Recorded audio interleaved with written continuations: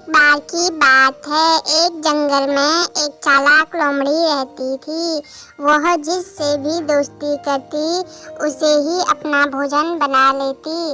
एक बार उसने एक खरगोश से दोस्ती की और फिर मौका मिलते ही उसे मार दिया। लोमड़ी की ये हरकत अब जंगल के पूरे जानवरों को पता चल गई। गर्मियों के दिन में भूख से परेशान लोमड़ी शिकार की तलाश में यहाँ वहाँ भटक रही थी। तभी उसकी नज़र पेड़ की शाख पर बैठे एक मुर्गे पर पड़ी। उसने मुर्गे को अपना भोजन बनाने की सोची, पर मुर्गा पेड़ से नीचे ही नहीं आया। फिर लोमड़ी उसे नीचे उतारने की योजना बनाने लगी। वह मुर्गे के पास गई और कहा कि अरे मुर्गा भाई, एक खुशखबरी है, तुमने सुनी? मुर्गे ने कहा, क्या खुशखबरी है? लोमड़ी ने कहा, भगवान जी ने घोषणा की है कि अब से जंगल में सभी जानवर मिलजुल कर रहेंगे और कोई किसी का शिकार नहीं करेगा। मुर्गा लोमड़ी की चाल समझ गया।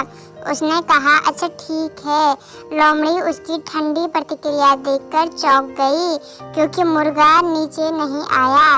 लोमड़ी ने फिर कहा, अरे नीचे आओ और गले मिलो, इस खुशी को साथ में बांटते हैं। मुर्गा समझ गया। उसने कहा, मुझे गले लगाने से पहले तुम उन दोस्तों को गले लगा लो जो ये खबर सुनकर तुम्हें मिलने आ रहे हैं। लोमड़ी ने कहा, मेरे दोस्त कौन? मुर्गे ने कहा, जंगली कुत्ते। कुत्तों का नाम सुनते ही लोमड़ी भागने लगी। मुर्गे ने आवाज लगाई, बहन कहाँ जा रही हो? अब तो सब दोस्त हैं। लोमड़ी ने कहा, शायद कुत्तों को ये बात अभी तक पता नहीं चली। मुर्गा हंसने लगा। इस कहानी से हमें यह सीख मिलती है कि हमें धूर्त लोगों से दूर रहना चाहिए और उन पर कभी भरोसा नहीं करना चाहिए। प्यारे बच्चों, आज सुनेंगे जादुई बॉल की कहानी। बहुत समय पहले की बात है। एक बार एक छोटा लड़का था जिसका नाम श्याम था। वह एक बगीचे में एक बरगद के पेड़ के नीचे खेल रहा था। बच्चे को खेलते खेलते बगीचे में एक क्रिस्टल बॉल मिली।